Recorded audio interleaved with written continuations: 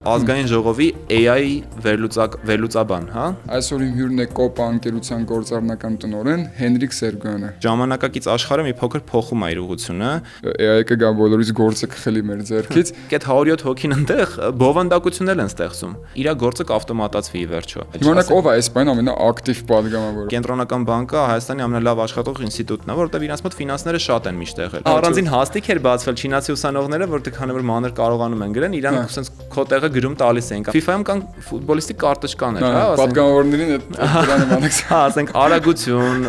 հարվածի ուժգնություն, պաշտպանություն, բան։ Հայաստանում, որ նայում ես, որ ինստիտուտն ամենացածը ռեյտինգով է, կարաս գուշակես, որ ազգային ժողովն է։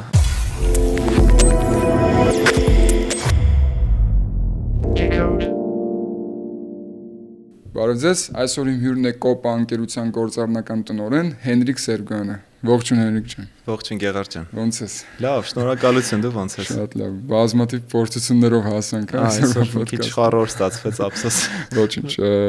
պատահում։ Հա, պատ։ Ուզում եմ մի փոքր սկսենք խոսել Կոպայի մասին, հա, ինչ է Կոպան, քանի որ շատերը որ կլսեն վստահաբար անծանոթ կլինի մեծամասնությանը կամ քչերը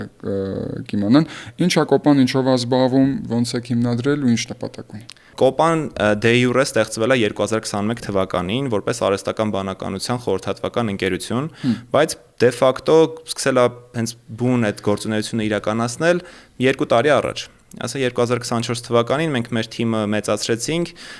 հիմնադիրները ես ու ընկերս ենք, Վահանը Մարտիրոսյան, նախկինում ենք երկար տարիներ աշխատել միասին, արհեստական բանականության ոլորտում ենք եղել վերջին 10 տարին, թե կրթությունը, թե աշխատանքային փորձը միայն դրան է հարում, ու թիմը սկսեցինք մեծացնել եւ այժմ արդեն 10 հոգանոց թիմ ենք, ծառայություններ ենք մատուցում թե արտասահմանյան, թե միջազգային մեծ խոշոր ընկերություններին եւ նաեւ այս բանը նաեւ պլաններ ունենք Հայաստանում գործունեությունը մեծացնել, պետական համակարգի արդիականացման եւ վերափոխման մեջ արհեստական բանակրքիր է։ Այս արդեն հետաքրքիր է։ Նա հասկանանք, հա, խորհրդատվական ծառայությունն ու արհեստական բանականությունը ոնց են իրար հետ խաչվում։ Հիմա այս շատ վերացական է, էլի դառնում, փորձենք բերենք գետնի վրա։ Ինքը նախ consulting-ը ինքը իրանով միշտ շատ վերացական է, եւ որովհետեւ շատ տարբեր տեսակներ կան consulting-ի։ Մի բան է, երբ որ դու ուղղակի պրոյեկտ ես վերցնում, այդ պրոյեկտը ծերից ծեր անում ես ու ընկերությունը քեզ դրա համար վճարում է, բայց ժամանակակից աշխարհը մի փոքր փոխում է իր ուղղությունը, միայն նույնիսկ պրոյեկտի մակարդակով շատ հաճախ ընկերությունները չգիտեն թե իրենց ինչ պրոյեկտ է պետք կամ այդ պրոյեկտի համար ինչ requirement-ներ են պետք։ Մենք օրինակ ես հիշում եմ 2021 թվականին, 22 թվականին, երբ որ ես ու Վահանն ենք ու մի 2 հոգի ընդամենը, հիմնական պրոյեկտները գալիս էին նենց որ requirement-ները կան, պահանջները հստակ են ու մենք մեզնից պրոստը մնում է կոդ գրելը։ Հիմա AI-ի վերջին հեղափոխությունից հետո կոդ գրելը արդեն ակտուալ չի հեղափոխությունը։ Դե ChatGPT-ն 2023 թվականի բանի post-ը, Sam Altman-ի post-ը շատ կարևոր փոփոխություններ ասում էր։ We have ChatGPT. Շատ կարճ էր, ասում է մենք launch ենք արել ChatGPT-ին, մտեք փորձարկեք։ Դա կարելի ասել բոլոր մարդկանց համար շատ հստակ ազդակ դարձավ, որ տեսենք մենք լրիվ ուրիշ դար ենք մտնում։ Բնականաբար մեր ընկերությունը GPT-ի հետ առնչվել է դեռևս GPT-2-ի ժամանակվանից, երբ որ մենք դեռևս աշխատում ենք MAC-ում, SDG Innovation Lab-ում, մենք GPT-2-ով մոդելներ էինք գրում ու այն ժամանակ դա GPT-2-ը իր գործը լավ էր, ինքը գեներատիվ մոդել էր, էլի, այսինքն տեքստեր էր գեներացնում, բայց այդ որակի չէր։ Ու հետո արդեն հա ChatGPT-ն ցույց տվեց, որ չէ, բավականին լուրջ խնդրի հետ գործ ունենք ու մենք ոնց որ արդեն սկսեցինք դրա կիրառությունները զարգացնել։ Այսինքն խորհրդատվությունը հիմա ընկերություններին forward deployed engineer-ների միջոցով է լինում, ու ես կուզեմ այսօր մի փոքր դրա մասին էլ եթե ոնց որ առիթ լինի խոսենք, որովհետև հիմա օրինակ շատ հաճախ ասում են AI-ը կրճատելու է բոլոր աշխատանքները մարդկանց հիմնական խոսակցության թեմաներից է։ Ու հիմա ես ոնց որ ուզում եմ ցույց տամ OpenAI-ի open position-ների քանակը մոտ 900-ն են, ասենք OpenAI ընկերությունը 900 հատ բաց հիմա job position-ներ ունի, որ կարող ենք դիմել։ Այդ այն ընկերությունն է, որ ավտոմատացնում է ամեն ինչ։ Ու շատ հաճախ ասում են, բա ինչն է, այդտեղ գալիս են արդեն նոր մասնագիտություններ, հա, այն ժամանակ prompt engineering-ն էր 2023 թվականին prompt engineering-ը մոդա դարավ, սկսեցին արագ hire անել ընկերությունները մեծ աշխատավարձով, հիմա մի փոքր փոխվել է, կոչվում է forward deployed engineers, որ ընկերությունը այդ engineer-ին, այսինքն ով որ ունի, ոչ միայն ծառայությունը մատուցում է հստակ requirement-ներով, այլ նաև մտնում է այդ ընկերության ոնց որ մեջ, փորձում է դոմեյնը լավ հասկանա ու փորձում է հասկանա ինչ խնդիրների են հիմա իրանք բախվում ու AI-ը ոնց կարա օգնի, որտեղ շատ հաճախ մարդիկ ու դա բնականա չեն հասկանում թե AI-ը ինչով կարա իրանք օգնի ու ինչով չի կարա օգնի։ Այդ ինձ թվում է համար մեկ բանն է, բայց իմանաք որ ասիր prompt engineering, ես ճիշտ եմ հասկանում, ինքը բոտին տվող prompt-ի մասնագետն է, որ ուղղակի կառուցում է։ Շատ լավ prompt տաս, հա, որովհետև ինչքան լավ prompt-ը լինի, այդքան պատասխանն էլ լավը կլինի, այդ իմաստը։ Իսկ մյուսը, որ ինչ ասի, forward deployed engineer։ Ինչով է տարբերվում։ Այդ forward deployed engineer position-ը առաջինը Palantir մեծ ամերիկյան խոշոր ընկերությունն է հիմնադրել, իրանք կոչվում են նաև Delta-ներ։ Իրանք հասկացել էին, որ ընկերությունները կարիք ունեն consultancy այդ խորհրդատվության ոչ միայն հենց պրոյեկտի այդ end-to-end consultancy կարիք ունեն, այսինքն պրոյեկտի գաղափարի փուլից իրանց մարդ է պետք, ով որ իրանց կօգնի հասկանալ թե ինչեր կարելի է անել, ու այդ մասնագետը ոչ միայն ինժեներ է, այլ նաև այն մարդն է, ով որ կարողանում է գնա բիզնես կոնտեքստը հասկանա ինչքան օգուտ է տալու, վերջում deliver անելուց հետո անպայման նենց անի, որ այդ պրոյեկտը հետո շարունակական զարգանա, որովհետև IT outsourcing-ում շատ հայտնի խնդիր կա, որ դու պրոյեկտը տալիս ես, ու այդ պրոյեկտը մահանում է, որովհետև հետո էլ գումար չկա դրա համար վճարող, ու այդ պրոյեկտը ոչ մեկ չի զարգացնում։ Հետաքրքիր է։ Հա։ Այսինքն AI-ը իր հնարավորությունները ավելի լայն է, քան մենք գիտենք սովորական։ Մենք մի հատ ենք ոդկաստ ունեցել Ռուբեն Գևորգյանի հետ, էլի տվյալագիտության AI-ի մասին ավելի շեշտ դրեցինք կանխատեսումների, հա, մոդելների կառուցման եւ այլն, բայց AI-ի շատ չանդրադարձանք։ Նույն այդ մի հարցի մասին, որ ասիր դու, որ շատերս մտածում ենք AI-ը կգա բոլորից գործը կխլի մեր ձեռքից, այդ արդարացված է թե չէ։ Այդ մեծ տագնապը, որ ունենք մենք, դա արդարացված է թե ոչ։ Եթե աշխատողը համապատասխան քայլեր չի ձեռնարկում, որպեսզի ադապտացվի ներկայիս իրականությանը, իր գործը կավտոմատացվի ի վերջո։ Բայց ի՞նչն է գեղեցկությունը AI-ի, որ ինքը քեզ հնարավորություն տալի նոր բաներ սովորելու։ Ու լրիվ արդեն աշխատողից է կախված, ինքը կավտոմատացվի եւ lay-off կլինի ընկերությունից, թե իր position-ը ավելի կմեծանա, իր impact-ը ավելի կմեծանա ու ազդեցության առումով ինքը շատ ավելի մեծ ազդեցիկ մարդ ֆիգուր գրող մարդը, օրինակ, եթե մարդը կոդ է գրում, ընդհանրենք ինքը շատ լավ ծրագրավորման լեզու գիտի, Python-ը, C# եւ այլն, ու գրում է կոդը, եթե AI-ը կարողանա դա անել անթերի, էլ ինչ պետք է անի այդ մարդը, որ կարողանա իր position-ը պահի։ Այ հենց իմ ասած այդ գեղեցկության կոնցեպտն նրա մեջ է, որ շատ հաճախ մենք կենտրոնանում ենք կոդ գրելու վրա, այսինքն պրոստը խնդիրը կոդ գրելն է, բայց մեր ոնց որ գաղափարը այն է մեր ընկերությունում, մենք էդի շատ ենք բանանում, որ խնդիրը հասկանալն է գլխավոր խնդիրը, հա, այսինքն բիզնեսը հասկանալ թե դու ինչքան օգուտ կարաս տաս AI-ով։ Երբ որ դու եթե հասկանում ես, կոդ գրելը դառնում է ուղղակի գործիք, այսինքն դու օգտագործում ես Cloud Code-ը, օգտագործում ես Codex-ը, այդ կոդ գրելու գործիքները, որ քո գաղափարները իրականացնես, բայց գաղափարին գալու համար քեզանից ահռելի ռեսուրս է պահանջում ինտերվյուներ, կարդալ հենց այդ բիզնեսի մասին, research, որը որ այնց այդ կտորնա, որ շատ հաճախ նախկին software engineer-ները չէին անում։ Նախկինում software engineering-ը այն էր, որ տվեք ինչա պետք, ասենք, չգիտեմ, այս կայքի վրա այս բանը ավելացնեմ, հա, անենք ու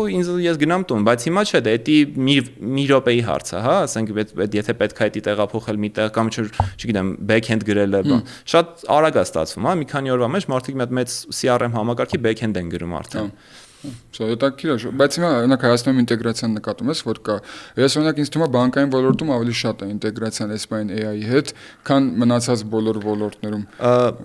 Ոնց ես կարծում։ Գիտես Գևորգ ջան, ֆինանսները որտեղ շատ են, այնտեղ էլ այդ process-ները ավելի արագ են զարգանում։ Հա, որովհետև եթե դու հայտնի է, չէ, ասենք Կենտրոնական բանկը Հայաստանի ամենալավ աշխատող ինստիտուտն է, որովհետև իրանց մոտ ֆինանսները շատ են միշտ եղել։ Նույն ասենք պետական մարմիններում, եթե դու նայես, բոլոր ինովացիաները գալիս են հարուստ մարմիններից, հա, ասենք ովքեր շատ PEC օրինակ, հա, ասենք որ ինովացիա վարումը, նույնն էլ ասենք բիզնեսում է, ասենք եթե բիզնեսում բանկերը շատ փող ունեն այս բանին, որը որ տենց է, իրանց մոտ AI-ը բնականաբար ավելի շատ է ինտեգրում։ Դե ես չեմ խոսում IT ընկերությունների մասին, ովքեր գրանցված են Հայաստանում ու հենց գործունեությունն էլ ստեղ են ծավալում, թե ասենք այդ betting company-ները, թե ասենք Pixar-ը, CRISP-ը, իրանք ինովատիվ այդ առաջնորդներն են, էլի, այս ոլորտի, որ իրանք իրենց ներքին օգտագործման համար AI գործիքները ամենալավերն են օգտագործում, ամենաթարմերը եւ ոնց որ այդպես շարունակ։ Շատ բազմազան է։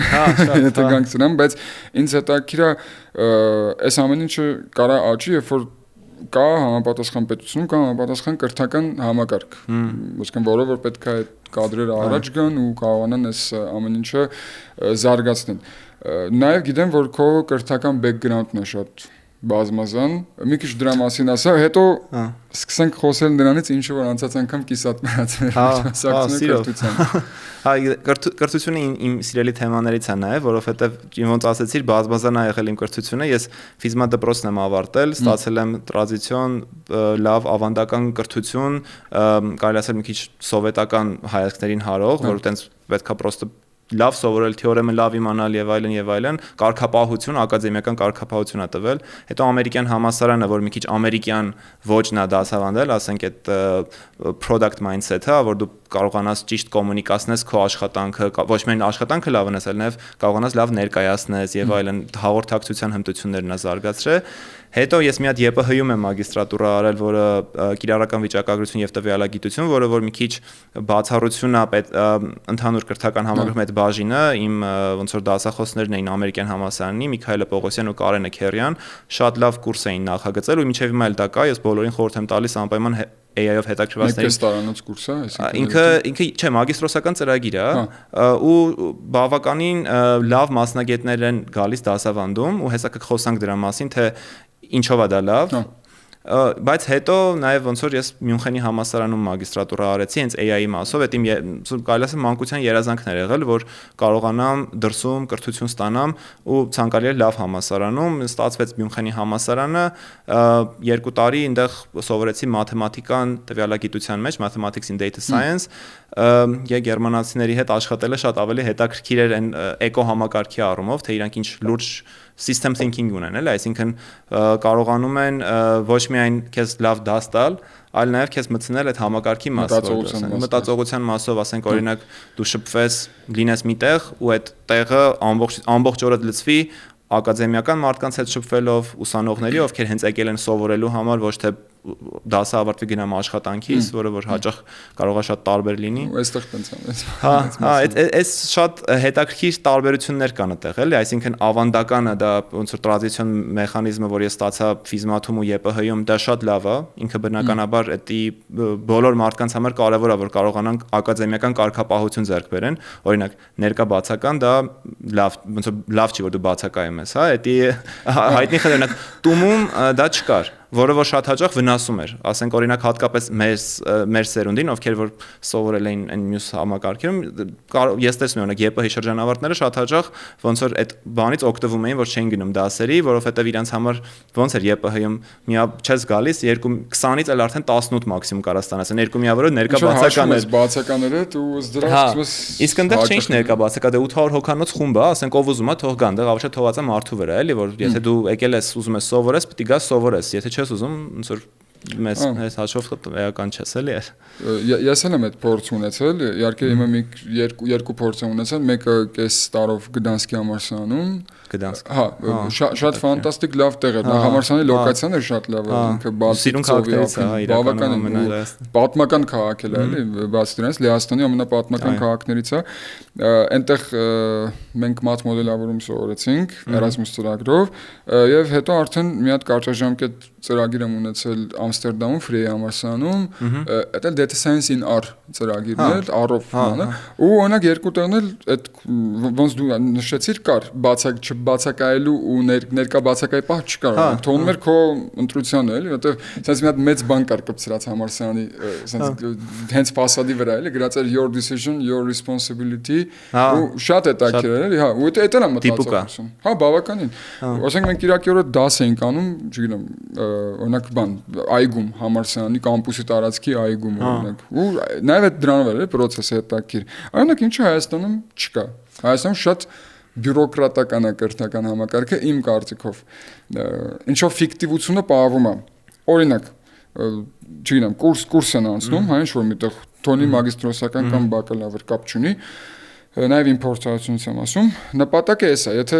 առաջին մի սեմեստրում պետք է A-ից հասնել B-կետ, դա ամեն գնով պետք է արվի, անկախ նրանից դու այդ A-ից B-կետ հասնելու ճանապարհին ուսանողին ինչ տվեցիր, ինչ ինքը վերցրեց։ Ես օրինակ մտածում եմ ավելի լավ է ուսանողը ընկալի մեկ թեմա ամբողջությամբ, քան թե մի քանի թեմա, բայց կիսատ։ Չգիտեմ, generalist չլինի, ինչ որ specialist լինի, ֆունդամենտալ գիտելիքներ ստանա, հա։ Ասեմ քեզ օրինակ նայ, մի փոքր կարամ չհամաձայնեմ քո հետ, որովհետև եթե թույլ տաս իհարկե, ԵՊՀ-ն օրինակ ինչով է հայտնի, բայց ֆունդամենտալ գիտելիքները ներարկում է ու օրինակ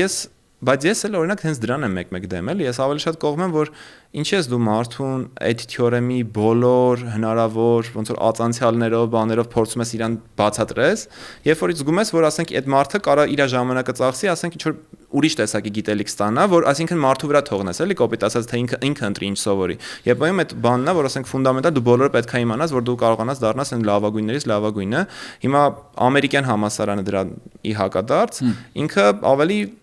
շատերն են ասում, այդ մենակ իմ կարծիքը չի, մի քիչ ավելի մակերեսային է, այսինքն գիտելիքները տալի։ Այսինքն քեզ թեորեմների մեջ շատ չի ընկղմում, որ ասենք ապացույցներ անում էինք, բայց այնպես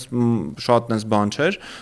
վախենալու ապացույցների մեջ չէինք ընկնում, բայց վերջում կարևորը delivery-ն, հա, այսինքն դու ոնց ես քո ես սովորածը մատուցում։ Դա presentation skill-ների վրա է։ Presentation skill-երը, նույնիսկ քննությունները մի քիչ ավելի հետաքրքիր ձևով էին կազմված, որ քո հենց իրականում քո այդ մտածողությունն է ստուգում, constance-ն բուն գիտելիքը հենց այդ թեորեմի, հենց այդ կետի մասին։ Հաճախ նույնիսկ քննություններս հիշում եմ open book exam-ներ էին լինում, որ ասում էին կարաս բացես, կարդաս, ասենք բանից։ Ես օրինակ էդի իմ համար շատ հետաքրքիր ձև է,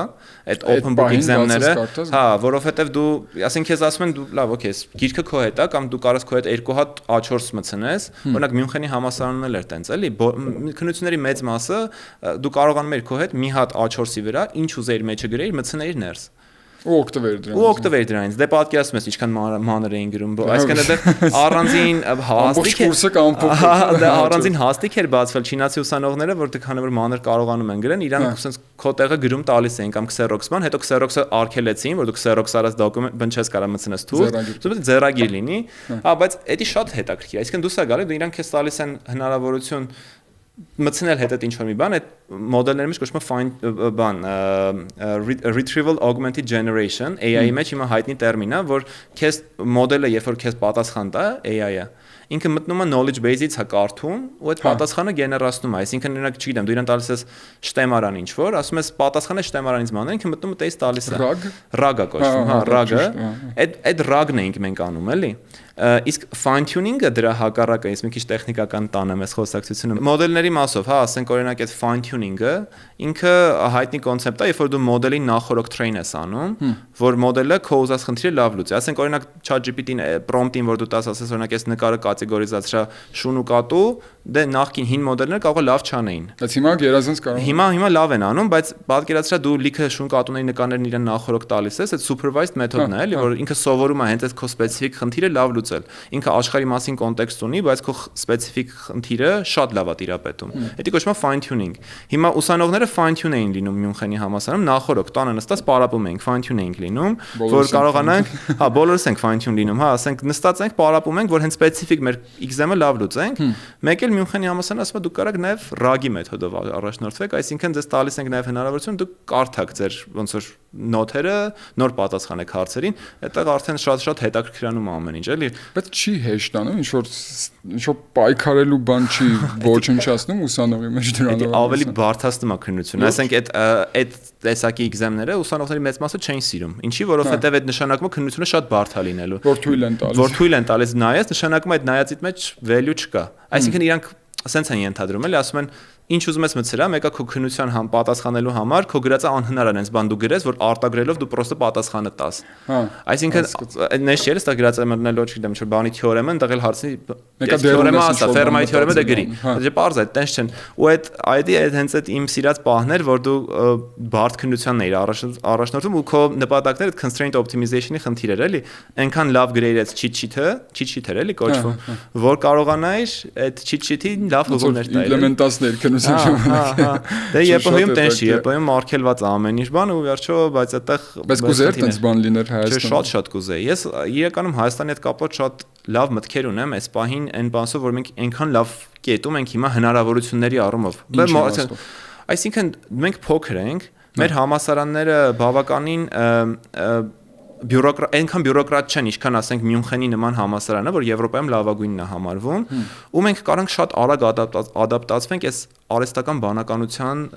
զարգացումներին։ Այսինքն օրինակ կուրսի կոնտենտը, չէ, հիմա Մյունխենի համալսարանը մինչև generative AI-ի դասեր սկսեց տալ, արդեն ChatGPT-ին դուս էր եկել ու բնականաբար արդեն իր extension-ներով։ Իսկ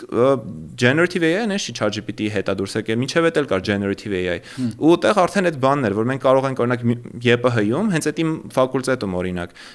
դասավանդողները CRISP-ում աշխատող լավագույն առաջատար մասնագետն է, Pixar-ում աշխատող լավագույն մասնագետն է։ Ինքը կարող է միանգամից ինդուստրիայի knowledge-ը բերի տա։ Ու ոչ մեկ այնտեղ իրան չի ասելու, «Էս ինչ ես կարդում»։ Այսինքն այդ բյուրոկրատիան չկա, որ դու օրինակ չգիտեմ, ամբիոնի վարիչը գասի, չէ, գնա այս թեորեմը բացատրի երեխեքին։ Այդ կողմից կուրս ադապտացնել էլի։ Շատ հեշտ է, ու ասենք դա մի քանի հատ զանգ է, էլի, այսինքն սեղանի շուրջ քննարկում է։ Իսկ այնտեղ paperwork, ասենք մի տարի պետքա որ դու curriculum փոխես, որտեվ այդտեղ այնտեղ քանի որ այնտեղ ամեն ինչ բանի մակարդակով է 800 ուսանողի ես դու դասավանդում, այնտեղ տենց հեշտ չի էլի այս փոփոխությունները անելը։ Այնքան լավ է, որ մենք կարանք լավագույն դասերը հիմա տանք մեր բուհերում։ Ուղղակի այդտեղ արդեն հարցը մասնագետ պետքա գտնվի ինդուստրիայից մասնագետ։ Specific domain knowledge-ով մասնագետները քիչ են, չէ՞, որ բնական է որ քիչ են, հա, իսկ աշխարհում ենք, այսինքն աշխարհի մակարդակով էլ Մյունխենում էլ իմ պրոֆեսորները բոլորը retraining-ի կարիք ունեն։ Իրանք աշխարհի լավագույն պրոֆեսորներն են, բայց եթե իրանք չադապտացվեն այս նոր իրականությանը, իրանք տված գիտելիքն էլ լավը չի լինի։ Ու կային տենց դեմքեր, որ իրանք ասենք 2010-ականներին ինքը աշխարհի լավագույն այդ գծով մաթեմատիկոսներ, չգիտեմ, կոմպլեքս անալիզի։ Բայց այս ժամանակակից AI-ի բաներին մենք իրանք պետք է ադապտացնեն մեկը իրանք տված կոնտենտը, էլի։ Դա շատ բարդ է, հատկապես մեծերի դեպքում, ովքեր ասենք իրանք ռեպուտացիա ունեն, բան ունեն։ Հայաստանում չէ, ասենք ինդուստրիայից մի քանի հատ տենց մարդ ես գտնում, ովքեր հիմա ոլորտում են ու լավ են աշխատում։ Ես այդ իմ օրինակները որ բերեցի, հենց իրական օրինակներ են, հա։ Իրանք համոզում ես, իրականում իրանք պետք է նաև ունենան ներքին մոտիվացիա դաս տալու, որտեղ այդ աշխատավարձները բնականաբար 10 անգամ փոքր է, 10 անգամ փոքր է, քան իր ստացած ընդեղի աշխատավարձը ինդուստրիայում, բայց դե համատեղելու հնարավորություն կլինի բան կլինի։ Ես էլ եմ դասավանդել Հայաստանում։ Ես վայելել եմ իմ դասավանդումը։ Ես եվրոպական համալսարանում էի դաս տալի, շատերը այտենց զարմանում են, որ ասում են, բայց այդ համալսարանի համար բացահայտում էր։ Ոնց կարա ոչ լավ այդքան այն ժամանակ լավ ռեպուտացիա համասարից, այդքան լավ կադրեր լինեն։ Ու իրականում այդ տենց է, ոնց որ այդ հայփերը, մենակ AI hype չի, բան չի, կա AUA hype, հա, որ ամերիկյանը hype-ի տակ է։ Իմ համասարանն AUA-ը ես շատ եմ սիրում, ու ընդեղից էլ մենք ունենք աշխատողներ, բայց նույնիսկ մենք եվրոպական համասարանից ունենք թիմակիցներ, ովքեր շատ լավ, շատ adekvat, շատ նորարար գործերով են զբաղված։ Ու ես իրոք հպարտանում եմ մեր ուսանողության ձգտման մակարդակով, հա, այսինքն այդ մեկ-մեկ էլի եմ ասում, որ չես տալի դաս, չես հասկանում, թե ինչքան պայծառ մտքեր կան, չէ՞։ Ինչքան պայծառ մտքեր կան, որ իրանք կորում են ժամանակի ընթացքում, որտեղ իրանք ոնց որ ուշադրություն չեն դարձնում շատ մարդիկ։ Տխուր է, շատ տխուր է։ Հենրիկ ջան, մենք ծանոթացել ենք ԵՊՀ-ի դասախոսներից մեկի շրջանակում ու դու մեզ ներկայացրեցիր մի հատ հրաշք նոր ձեր ծրագրերից մեկը, որը կոչվում է Parlour։ Հիմա մեր նայողների համար ուզում եմ ասեմ, որ Parlour-ը երևի պարլամենտ լուր էր, չէ՞։ Երևի տենց է բացվում հապարակը։ Parl-hour, այսինքն our parliament, բայց նաև parlor բառը անգլերենից թարգմանած նշանակում է զրուցարան։ Parlor, հենց այդ բառը ինքիրանով հենց ինքը զրուցարանա կոչվում։ Մենք փորձեցինք այդ our parliament-ն ու parlor-ը իրար կպցնենք, հա մի քիչ հիմա եմ հասկանում, մենք Հայաստանում համար կարող է մի քիչ լավ անուն չի, ասենք լավ ընկալվելու տեսանկյունից։ Ես օրինակը տենց եմ մտածել։ Բայց պետքա բան անենք, հա, պետքա երևի մի հատ մտածենք, վերանայենք այդ որոշումը։ Չէ, բայց եթե գանք ծրագրին, ես մի փոքր իմ կարծիք կարամ ասեմ, որ ֆանտաստիկ ինքը ոնց որ հավելված է, որով որ կարողանում է քաղաքացին եւ open source-ը նաեւ որտեղ իր տակի ինֆոն էլ open source քաղաքացին կարող է մտնի ու 8-րդ գումարման ազգային ժողովի բոլոր նիստերը ակտիվ պատգամավորներին ում հետ են ավելի շատ գնում գործողությունների եւ այլն, հա, դա մեր սիրած մասներ ու ինչ օրինագծեր ունեն առաջարկած քանից նրանց է մի խոսքով ամբողջը ամփոփում ու շատ հետաքրքիր ցենց դիզայն ասեմ նաեւ վիզուալիզացիա նկատի ունեմ նաեւ դրանցով մի փոքր կանանք ներկայացնենք ոնց է աշխատում Parler-ը ու ոնց կարող ակտիվի դրանից քաղաքացի։ Հա, ես շատ արագ մի հատ ներկայացնեմ ինքը ինչի մտածեցինք, տենց բան սարքենք, ազգային ժողովի AI վերլուծաբան, հա։ Ազգային ժողովը բոլորից հայտնի է, որ հայտնի է սկանդալներով, հա, ասենք մեմերով, սկանդալներով, վեճերով, ինչ որ դե view-երը դրանք են, այդ մասերն են, որը բնական է, բայց այդ մարդիկ այդ 107 հոգին այնտեղ բովանդակություններ են ստեղծում։ Ինչքան էլ շատ հաճախ նաև զարմանալ է, բայց իրանք օրենսդրական նախագծեր ունեն, իրանք ամեն օր իրանք ելույթ են ունենում ոչ միայն ամբիոնից ու տենց ինչ որ քաղաքական ճառ են ասում, այլ նաև ունեն հանձնաժողովի նիստեր, որտեղ նստում են 3 ժամ ու քննարկում են օրենքներ, որի վերջնական շահառուն քաղաքացին է, մենք։ Հիմա մենք ասացինք ժողովուրդ, եկեք մի հատ իրանք բովանդակությունը վերլուծենք, էլի լավ թողնենք մի կողմ այդ նախքին ներկա, էլի մերն է, բայց եկեք մի հատ մյուս կողմից նայենք, հա։ Ինչ ու այդ մի հատ նախագիծ կար Անդերս Ֆոխ Ռասմուսյանի գլխավորած նախկին ՆԱՏՕ-ի քարտուղարը Հայաստանում միջոցառում էր կազմակերպում իր ֆաունդեյշններից մեկը Democracy Tech, այսինքն տեխնոլոգիական լուծում, որը օգտվում է դեմոկրասիին։ Դեմոկրասին էլ Հայաստանում, որ նայում ես, որ ինստիտուտն ամենացածը ռեյտինգով է, կարած գուշակես, որ ազգային ժողովն է։ Ազգային ու էդի վերջին հարցումներն է այդ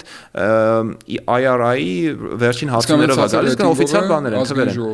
Հա, ամենացածր ինստիտուտն, ամենացածր ռեյտինգ ունեցող ինստիտուտն, այսինքն դրանից բարձրը կա, ասենք չեմ, վարչապետի աշխատակազմը կա, զինված ուժերը կա, եկեղեցին, տենց լիքը ինստիտուտներ կան, որ իրանցից բարձր են։ Հիմա ես չեմ հիշում տենց ով է առաջին, երկրորդ բան, բայց մեր համար կարևոր է նա, որ ազգային ժողովը ամենացածրն է։ Ու այդտեղ բոլորը հետաքրքիր որ հենց ազգային ժողովի նախագահը հենց այդ բանը հղում էր կատարել, դրա մյուս էջներ ոնց որ սկրինշոտ արել, գցել իր Telegram ալիքում, բա տեսեք որ Նիկոլ Փաշինյանի ռեյտինգը բարձր է, բայց դրա նախորդ էջում իր ինստիտուտի ռեյտինգը ամենացածրն էր, էլի, ու մենք ոնց որ ասում ենք ժողովուրդ, եկեք մի հատ հասկանանք, կարանք նենց անենք, որ այս ռեյտինգ ինչ պատճառով այս ռեյտինգը ցածր, հա, ինչի, որտեվ մարդիկ եւի հոգնել են, հա, ասենք անդադ այդ վեճերը տեսնելուց, հատկապես ասենք այն մարդիկ, ովքեր կարիք ունեն նորմալ adekvat կոնտենտի ու AI-ով փորձեցինք վերլուծել բոլորի խոսքերը, բոլորի ելույթները, բոլորի օրենսդրական նախագծերը եւ նաեւ գործողումները ու եկել ենք ինչ որ մի հատ հետաքրքիր դաշբորդ։ Գործողումները մեր սիրելի մասերը։ Հա, ես հա ոնց որ կարող եմ ոնց որ Այս բանը ես խնդրեմ որ հենց էկրանի վրա ոնց որ ցույց տաս, ոնց է աշխատում, ոնց կարող ակտիվի քաղաքացին։ Ահա սիրով։ Նայ, ոնց որ Parler-ը, կարող եմ հայկական տարբերակը դնեմ, ունենք առաջին հերթին թեմաներ կատեգորիզացած, այդ մենք ենք որոշել, թե ասենք հնարավոր խոսքի ինչի մասին կարա լինի առանց հլավոր user-ի հետ քննարկելու, զինված ուժեր, կոռուպցիա, իրավական խախտումներ, բաբլների տեսքով ենք տալիս, բաբլը ինչքան մեծ է, այդքան այդ թեմայի մասին շատ են խոսում։ Օրինակ կոռուպցիայի մասին կլիկ ենք անում, տեսնում ենք թե որ падգամավորներն են ավելի շատ խոսած է իրանց նկարներով։ Բնականաբար այսպես մի քիչ ավելի UI-ական մոտեցում է, բայց մարդը եթե ասենք ունի խնդիր, ասենք չգիտեմ, օրինակ ինչ որ մի հատ խնդիր ասա, որ քեզ հետաքրքրում է այս բանը, որ կարող ենք search անել։ Եկեք այս բան ակտուալ թեմա, ընտրակաշարք օրինակ ընտրակաշարքները, հա, ասենք հիմա մենք թեմա ենք տալիս ու որոնում ենք անում, տեսնում ենք որ падգամավորը ինչ է ասել երբևէ դրա մասին, 3 հատ падգամավոր է դուրս գալիս, մենք top 3-ին ենք ցույց տալի ավելի շուտ, կարող ավելի ովքեր շատ են խոսել, ովքեր շատ են խոսել, հա, ասենք օրինակ 2026 թվականի մայիսի 7-ին, ասենք 20 օր առաջ Արուսյակ Ջուլհակյանը ասել է, որ ինչ որ բաներ է ասել, հա մենք իրականում իր ասածներն էլ ենք summarize անում, որովհետև մարդը կարող է իր եկա ելույթը չի ուզում կարդալ, բայց summary-ն ասում տեսնի։ Summary-ն ասում է ընտրակաշարքը որպես պետության դեմ հանցագործություն եւ կուսակցությունների պատասխանատվություն։ Այդտեղ արդեն որ դու ուզում ես մանրամասն տեսնես թե ինչ ասել, քլիկ ես անում դրա վրա, տանում է համապատասխան նիստն է ցույց տալի, հա, այդ նիստի ընթացքում է այդ ասում։ Այդ խոսացվել, հա։ Բայց քանի որ մենք ոնց որ մի փոքր ավելի խաղային բան ենք, ոճի ենք ուզում ես ամեն ինչ բերել, որ մարդկանց հետաքրքրի, ես անձամբ FIFA-ի երկրպագու եմ, FIFA շատ եմ սիրում խաղալ, ու FIFA-ում կան ֆուտբոլիստի կարտոչկաներ, հա, ասենք պատգամավորներին այդ դրան անեք, հա, ասենք արագություն, հարվածի ուժգնություն, պաշտպանություն, բան։ Հիմա մենք փորձել ենք ամեն պատգամավորի համար ինչ որ ցուցանիշներ ստանանք այդ կարտոչկայի մեջ։ Հիմա ով է այս բանը ամենաակտիվ պատգամավորը։ Ամենաակտիվ պատգամավորը ըստ ելույթների հենց ելույթներով է սորտավորված Սերգեյ Բագրատյանն է։ Որ խմբակցությունից դա քաղաքացիական պայմանագրի խմբակցությունից Սերգեյ Բագրատյանը, հետո գալիս է Արծվիկ Մինասյանը, Դաշնակցություն, Հայաստան Դաշինքից, երկուսն էլ շատ ակտիվ են խոսում, շատ են քննարկումների մասնակցում, ի տարբերություն Արծվիկի Սերգեյ Բագրատյանը ունի 4 նախագիծ, Արծվիկ Մինասյանը ընդամենը 1 նախագիծ, գործուղումներով էլ է Սերգեյ Բագրատյանը հաղթում բանին, Արծվիկ Մինասյանին, օրինակ հետաքրքիր է Վահագն Ալեքսանյանը 3-րդ տեղում է, շատ խոսացողների մեջ։ Մենք կանենք էքսպերիմենտ անենք, փորձենք տեսնենք, օրինակ ում հետո Վահագն Ալեքսանյանը ավելի շատ գնում գործուղման։ Հա, կարանք, հենց այդ գործումների մասին կասենք, սկսենք Վահագն Ալեքսանյանի մի հատ ավելի մանրամասն վերլուծությունից։ Օրինակ Վահագն Ալեքսանյանը ինչով է նաև հետաքրքիր, որ ինքը շատ նիստերին խոսացել է, 179 նիստին ինքը խոսացել է, ինչ-որ մի բան հելել ասել է, բայց նախագիծ չունի։ Ասենք այդ հետաքրքիր բան է։ 179 ելույթ, բայց 0 նախագիծ։ 0 նախագիծ, հա, այսինքն ազգային ժողովը մենակ նախագծերի համար չէ, էսպանացի։ Հա, ասենք, բայց օրինակ չեմ, Ալեն Սիմոնյանը, Բաբկեն Թունյանը, ասենք 20 նախագիծ ունի, համա ակտիվ է ելույթներին, համա շատ ակտիվ է նախագծերի տեսքով։ Եկեք, ասենք, օրինակ Բաբկենի էջը մտնենք, տեսնենք մենք ինք իր արդեն ռեյտինգներ ունենք ամեն մի բանով, ասենք վարկանիշով 107-ից որերորդն, ասենք, որպես ակտիվություն 6-րդն է, որպես օրենսդրական նախագծեր բերող 8-րդն է եւ այլն։ Ինչ որ time series view թե ինքը հիմնականում որ ամիսներին է խոսում, որտեղ է գնում երկրները եւ ինչ թեմաներից է հիմա խոսում, ասենք կարանք թեմաներով ֆիլտրենք, տեսնենք օրինակ հարկային համակարգից վերջերս Բաբկեն Թունյանը ինչ է ասել։ Օրինակ, ասենք օրինակ Բաբկեն Թունյանը ինչ է ասել, մայիսի 5-ին ասել է բարձր տեխնոլոգիական ոլորտին աջակցության մեխանիզմի փոփոխության անհրաժեշտության մասին է խոսել։ Հիմա այսքան ես եթե մտնեմ այդ բառով search տամ, վերևը ոչ թե ձեր ընտրած հիմնական main topic-ներից, ինքը կբերի նաև Բաբկեն Թունյանի ելույթը։ Շատ կարևոր բան է, ասում բառ, մենք մենակ բանալի բառերով չենք թողնում search-ը։ Քանի որ դու չգիտես հենց կոնկրետ որ բառով են արտահայտել իրանց կարծիքը, մենք semantic search-ի հնարավորություն ենք տալիս, այսինքն բառի նմանությունն է, թեման ինքը բռնում է, ուտեղ կարես նախադասություն են նույնիսկ գրես, մենակ չի ինչ-որ բառ գրես ընտրակաշարք։ Բայց հա, միտքը է դա, որ մենք կարողանանք բերենք ցույց տանք, թե այդ մարդիկ ինչ են խոսել, ու միջազգային հարաբերություններն է դա բնականաբար քո ասացած թեման, ու նաև շատերի, թե նախ տեսնենք թե որ երկրներն են գնում, ինչ թեմայով եւ այլն, ասենք, չգիտեմ, ով է պատվիրակության ղեկավարը եւ այլն, ինչ որ time series view թե ասենք top 3 երկրները որոնք են որ գնում են Ռուսաստան, ԱՄՆ եւ Ֆրանսիա, ամբողջ պարլամենտի ժամանակակրորեն հա ոնց է տարբերվում, ասենք տեսնում ենք որ Ռուսաստանը ինչ որ անկում է ապրում, փոխարենը Ֆրանսիան է աճում, այս զարմանալի չի, ու երբ որ ընդլայնում ենք, հա ասենք տեսնում ենք այդ իրանց ցանցը ով հետա գնում, ասենք top 15-ն է նշած, բայց կարանք մեծացնենք, ասենք օրինակ, չգիտեմ, քեզ ով էր հետաքրում, Վահագն Ալեքսանյանը։ Օրինակ ում հետա գնում Վահագն Ալեքսանյանի բանը պետքա գտնեմ, ուղղակի icon-ը գտնեմ։ Նու այս բան կարող ես ինչ-որ մեկին։ Հա, ասենք կարող ենք ինչ-որ մեկին, օրինակ Սիսակ Գաբրիելյանը ինքը բավականին շատ է գնում 26 ուղևորություն, հիմնականում գնում է իր դեպ գործընկերների հետ, ասենք Հակոբյան Հրաչյա, հա Սարգիս Խանդանյանը, բայց օրինակ ինդիմադինես Հարիկ Մամեջանյանի հետ էլ է շատ գնում ինչ որ գործուղումների։ Վահագն Ալեքսանյանը շատ չի գնում, հիմնականում գնում է Անդրանիկ Քոչարյանի ու Բաբկեն Թունյանի։ Բայց դրա վիզուալիզացիաները էլ դա քիչ ցույց է տալիս sense կապերով, չէ, որը հա, էսի դե մեջ։ Այս իրականում այս նախագիծը մենք ազատ ենք եղել, քանի որ պատվիրատու հստակ չկա, մենք ազգային ժողովի հետ բնականաբար սա քննարկել ենք, 9-րդ գումարման ազգային ժողովը արդեն հաջորդը, մենք հուսով ենք իրancs հետ կկարողանանք սա նաև ոնց որ իրանց տեսանկյունից ադապտացնենք, որ իրանց համար էլ օգտակար բան դառնա։ Ոչ միայն նախորդ գումարման խորհրդարանների ինֆոն չի պարունակում, բայց հաջորդները կլոգավորել դեռ, բայց եթե կարիք լինի, կարանք հետ գնանք։ Այդտեղ շատ կարիքից դրթված է էլի իրականում։ Տեխնոլոգիան իրականում այն է, որ մենք կարողանում ենք YouTube-ից հանենք խոսքերը speech to text-ն է աշխատում հայերենի համար եւ նաեւ տեքստի վերլուծությունն է աշխատում, այսինքն դու կարողանում ես այդ հանած տեքստը լավ վերլուծես։ Այդ երկուսն էլ ոնց որ մեր կոպայի ադապտացված մոդելներն են, մենք չենք ստեղծել հայկական նոր AI, Չէ, զեբրիկ չունենք մենք, հա ցավոք սրտի, ու ես իրոք շատ եմ նախանձում այդ ընկերությանը, ով ունի իր զեբրիկը, բայց մենք ուղղակի ադապտացնում ենք Gemini-ի նման մեծ մոդելները, Grok-ի նման մեծ մոդելները եւ նաեւ open source այլ մոդելներ, որոնք որ շատ հետաքրքիր է։ Ես ցավոք ասեմ, որտեղ լիքը թեմաներ ունենք հաստատել շարունակելու, բայց մեր եթերաժամանակի սղության պատճառով ամփոփենք այսօրվա խոսակցությունը։ Ես շատ շնորհակալ եմ այն գործունեության համար, որ դուք անում եք, Էնրիկ ջան։ Ես կարծում եմ, այս օրինակ բաց open report-ը քաղաքացիներին թե ոնց օրինակ ազգային ժողովը աշխատում ու հետագայում նաև ասիր որ ունեք ինտեգրացիոն փուլ չէ կառավարության հետ կամ մի փոքր դրա մասին նաև ներկայացնեք մի քանի րոպեով եթե ոնց որ բանա ինքը հետաքրքիր է որովհետև ի վերջո շահառուները քաղաքացիներն են լինելու մեզ լսողները տեսեք կառավարությունը այն մարմինն է ով որ ունի ահռելի շատ տվյալներ ահռելի շատ տեքստային դոկումենտներ, դիմումներ, նախագծեր,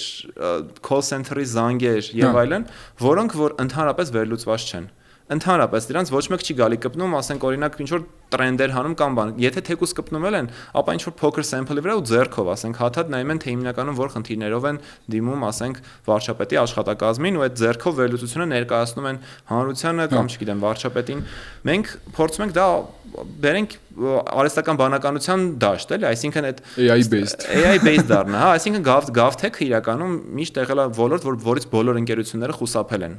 Ոչ AI, այսինքն ցանկացած ընկերություն GovTech-ի մեջ չենք մտնում, որտեղ այնտեղ բյուրոկրատիան շատ է եւ այլն եւ այլն։ Բայց հիմա այդ հնարավորությունները ամենամեծ impact-ը GovTech-ի մեջ է, ու դրա մասին էս Y Combinator-ի վերջին report-ն էլ է խոսում, որ իրանք երբեք ստարտափներին չէին ֆինանսավորում, ովքեր GovTech-ի մեջ են, իսկ հիմա իրանք սկսել են ֆինանսավորել, այսինքն այդ իրանք տալիս են, էլի, ցանկը։ Հետաքրքրությունը շատացել է այսօր։ Հա, հասկացել եմ, որ այնտեղ աննորմալ քանակի impact կա։ Ու այդ impact ինչքան շատ է քո impact-ը, այդքան շատ է նաև գումարը, որ դու կաշխատես։ Հիմա մենք մեր մոտիվացիան իրականում GovTech մտնելու է դինա, որ մեր դրսում ձեռք բերված թե կրթությունը, թե նաև փորձը բերենք Հայաստան։ Հայաստանը իրականում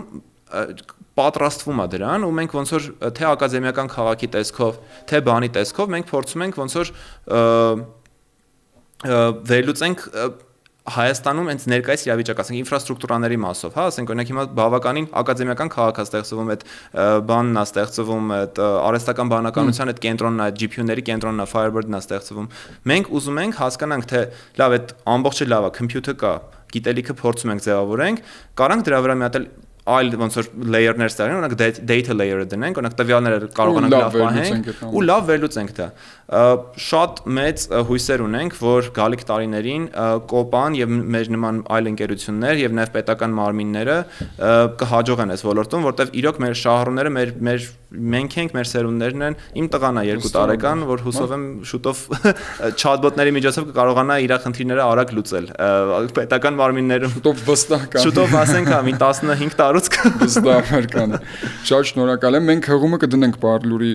հաղորդման description բաժնում, ում որ հետաքրքիր կարողանա մտնել ուսումնասիրել, բաց report-ը, նաև կա Telegram chatbot-ը, չէ՞, Parlour-ի, որտեղ կարող եք ձեր նույնպես հարցերի արագ պատասխան ստանալ։ Շատ շնորհակալ եմ Հերիկ ջան, հրավերս ընդունելու համար։ Շնորհակալություն։ Առաջ